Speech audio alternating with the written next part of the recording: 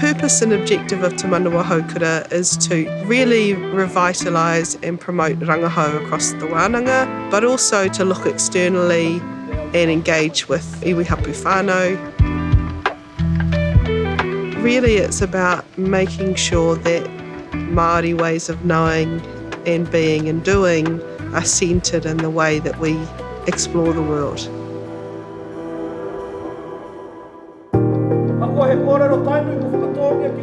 The difference between rangahau and research is that rangahau will always be rooted in Māori ways of knowing and doing.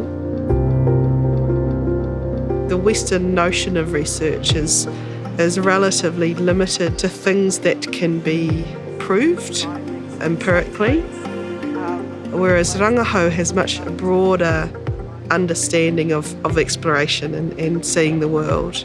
So things like wairua become important, things that are intuitively understood or gathered.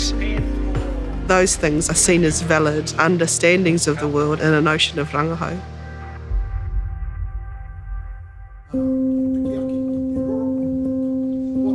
If people are interested in doing rangahau, we now have a series of manawa, so these are our research or rangahau hapori communities.